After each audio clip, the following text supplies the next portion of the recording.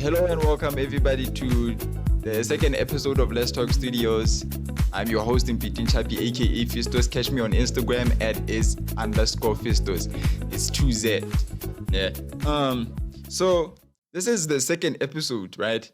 But quickly before we begin today's podcast, I want to take a moment of self-reflection upon what just happened before I started making as I was setting up studio, what happened. I ran into a minor technical issue with me setting up my equipment and my studio tools, right? And it was a problem with this microphone. It was having a very minor technical issue of receiving sound input, meaning I couldn't hear myself through the earphones when I was speaking through the microphone. But thankfully, I was able to resolve that issue as quickly as possible. But the one thing I wanted to highlight with this short period of time that I'm taking to talk about this is I just realized I don't have a backup plan if this microphone is destroyed. Well, I do have a few backup plans because if you guys you can go check out my personal channel, Mpitin Chapi.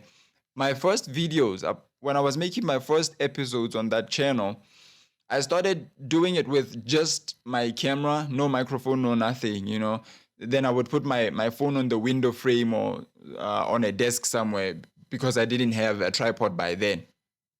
So, I feel like with so much that I have achieved so far with the equipment I have and some of the skills I have in content shooting and making and editing and everything, I feel like I don't want to downgrade anything at this point. I just want to level up, not downgrade. So I don't want to find myself in a position now where I have to go back to the original state that I was in where I had to shoot without a microphone. Because honestly speaking, this microphone has been so useful with so many things besides just making podcasts, because it was very much a valuable asset, if I could say it like that, in me making music and making other things, because sometimes I would do voiceover projects, sometimes I would do music, sometimes with podcasting.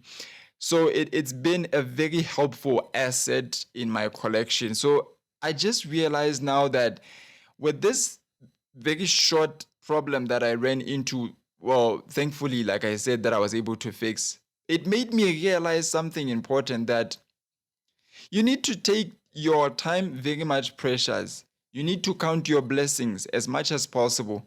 Because one thing as people that we tend to do oftentimes is focus on what we don't have, as opposed to us just taking the time to reflect and to appreciate what we do have, right?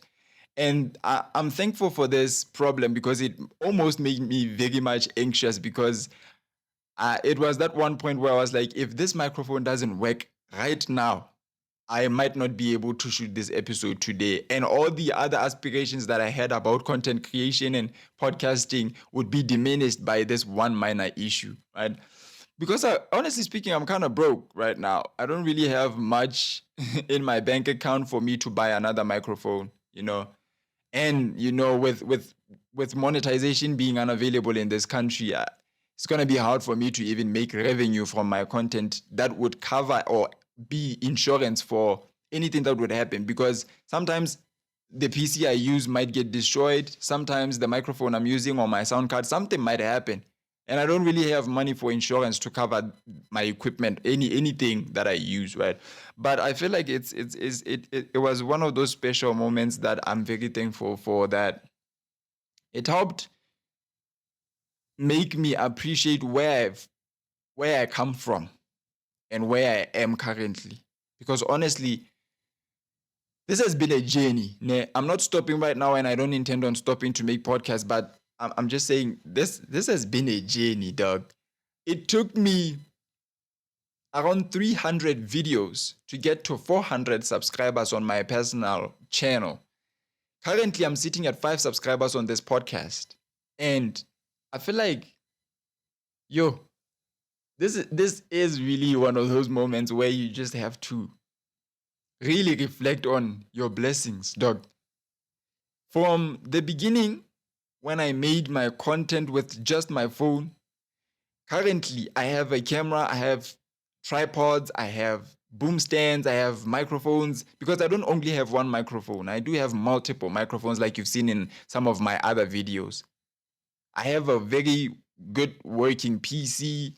There's just so much I was able to attain for my passion in making content and making podcasts, right? But that's not the story for today's episode. I wanted, as you guys can see by the title of the video, I wanted to address something that I have always been pondering about with, being in the media and production industry and the entertainment industry and everything else. Because in one of the episodes I did in my personal channel, there was a video that I made. I wanted it to be a therapeutic kind of episode where I was like almost talking about the problems I'm going through, but I was very much discreet with expression. I was discreet in expression, right? Because I was hiding a few ideas that I really wanted to be open and vocal about, because I really wanted to vent on my YouTube channel, right?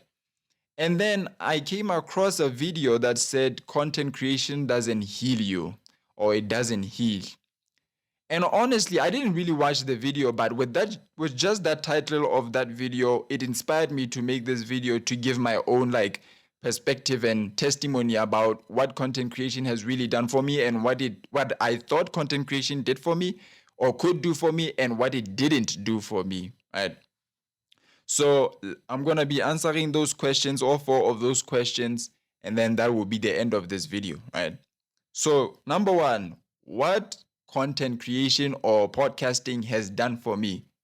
Okay, content has made me already I'm a very vocal person, like I explained in some of my videos in my personal channel. I like to be vocal about certain things, right? So I like conversations. I like to vent. It could be to myself, because I tend to talk to myself in the mirror sometimes. It works. It's more therapeutic than sometimes speaking to someone you trust or just someone you know. So content has given me that outlet to freely express myself and to display my ideas that go on in my head, to really be vocal about them. And it has given me a challenge to start increasing my vocabulary and start getting deeper into the theory or the idea of self-expression and articulation. Because honestly, my first instinct or my first thought that came around when I first started making videos was, I just thought I would use my regular vocabulary to articulate myself and to express myself in speech.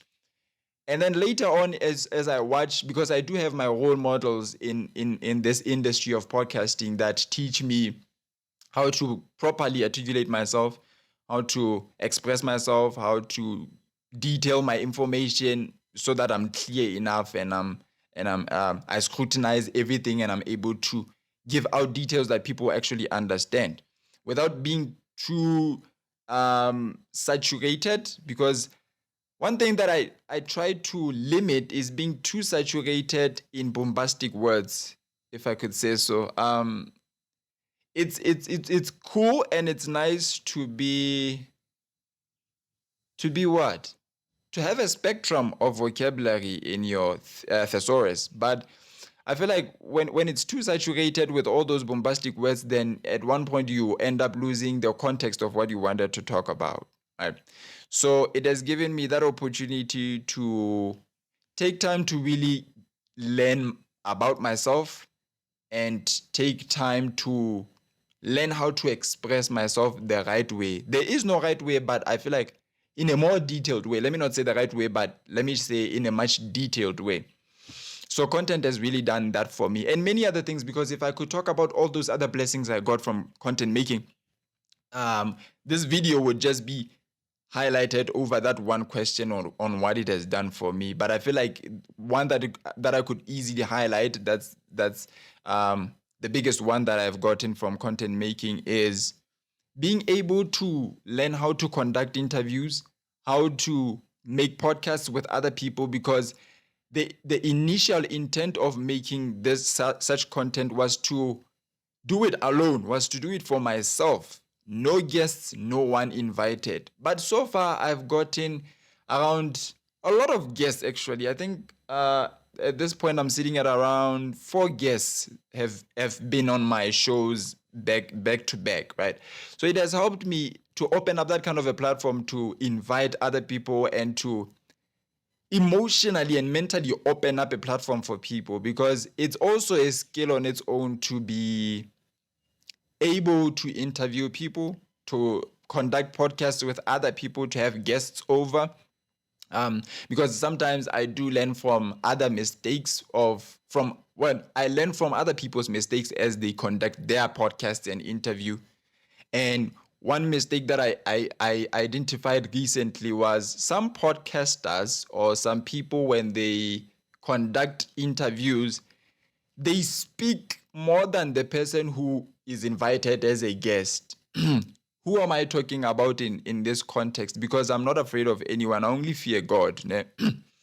There's a podcast in Lesotho.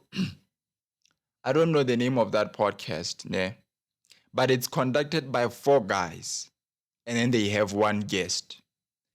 And that one guest was Sanere, they were interviewing Sanere. And 80% of the time spent in that interview was just all those guys having a conversation between themselves, and Sanera was just keeping quiet.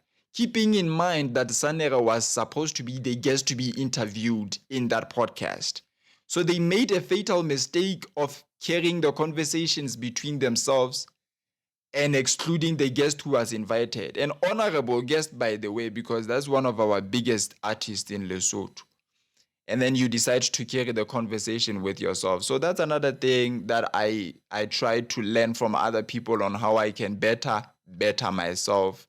That in as much as you feel like you have everything in your head and you know everything about how the world works and you are so knowledgeable about everything, it's also very important to humble yourself, not to stupid yourself, but to humble yourself and remember that other people have something else they can teach you.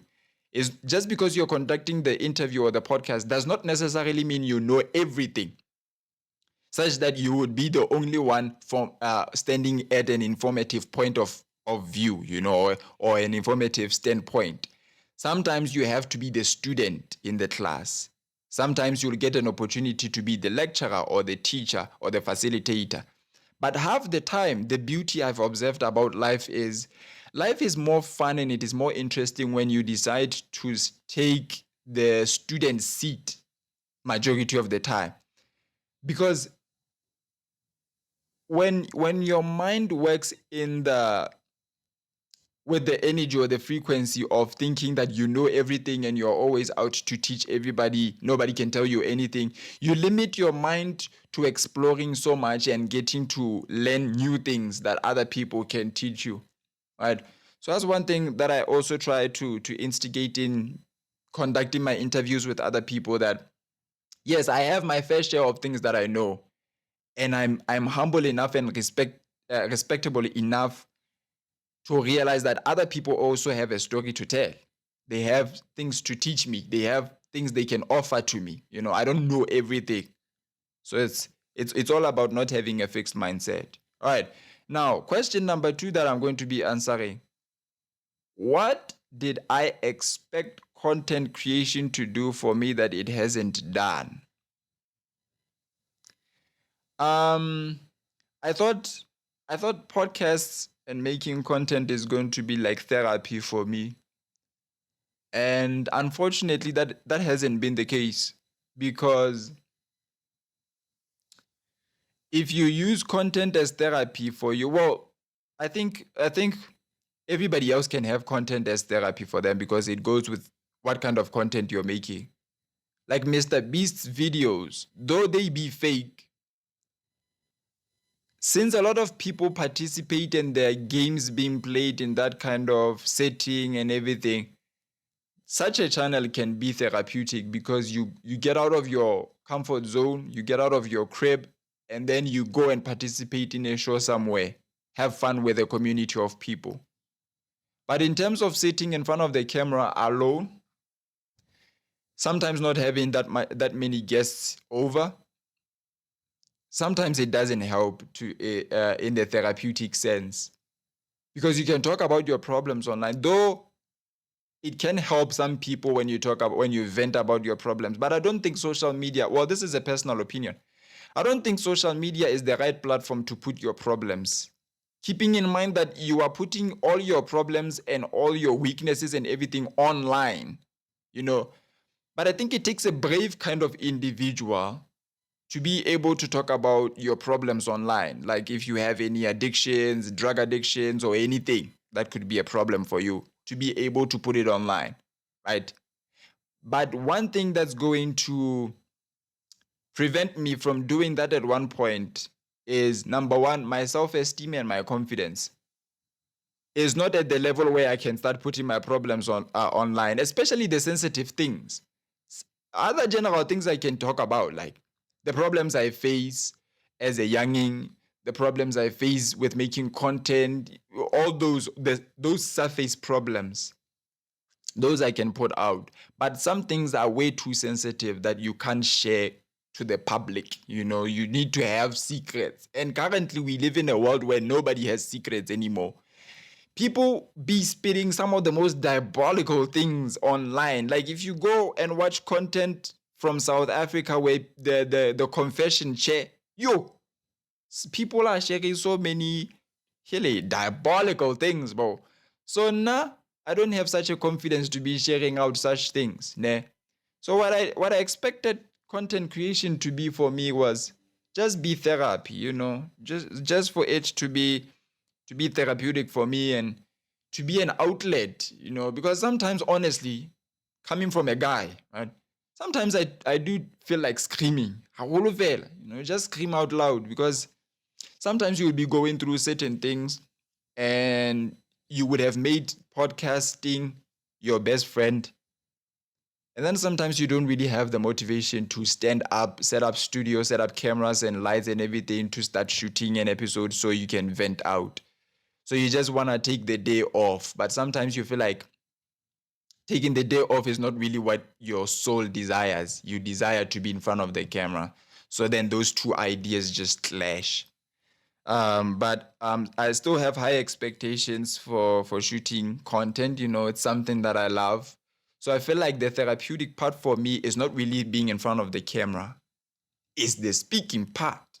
It's the expression part. So probably I could just conclude by saying my therapy is talking, it's speaking, it's venting out, it's being vocal. That's my therapy. And playing. Because honestly, at the current age I am at, by the way, I'm 20 years old currently. At 20 years old, I still want to go to a ballpark, a trampoline park, be in a jumping castle. I like being in water. I like swimming and being around the pool and everything. I like to eat. I feel like at one point in my personal channel, I want to make a mukbang. I want to make a KFC mukbang. And it's not because I'm black, bro, but I like KFC. I like chicken. So I want to at one point make I want to make mukbangs. I feel like it's gonna be cool, you know. I might do it with a guest, I might do it alone. And I think the first guest I want to involve in this mukbang is actually my little bro, King Nico. Right? I feel like we would make the best. Actually, if I would take that opportunity um to what? To rate all my episodes in the podcast that I made with guests. I feel like all the episodes I did with my younger brother were the best. I don't know, maybe because he's family and he gets me. He's like my twin. He's my twin. So like he gets me. I don't really have to do that much work mentally or emotionally to have him around. I can just be myself. So those are my kind of human beings. Those are my favorite human beings. The ones where I can be myself around, right? And then with Leo, the episode I did with Leo was also amazing because me and him have something in common, you know, and many other guests that I did episodes with. But yeah, that's one of the expectations I had about content creation. So that's what it did for me. That's what I thought it would do for me. And I think I also touched on what I thought it would do for me, but it didn't do it for me. Right. And then the last question that I'm going to be answering, because I don't want to keep regularly making content about content creation, because obviously you guys can see what I'm doing is making content. So why would I need to talk about it? But perhaps one of the reasons why I'll always keep talking about it is for the other people who aspire to be like me, and to make their own content. That's the only reason I will continue talking about my experiences with making content for all the other people who look up to me, because I did happen to talk to some people who watch my content, and there were a lot of promises made by me to them and by them to me. But one of the biggest ones was somebody told me that never ever give up on making content, nigga. I've been watching your videos. I've been seeing you work. I've been seeing you grind in front of the camera. Don't ever stop making content. So that was what I was told. So I'm never gonna stop, okay? It's never gonna happen. I'm never gonna stop. So one last question to conclude this episode that I'm going to be answering. Honestly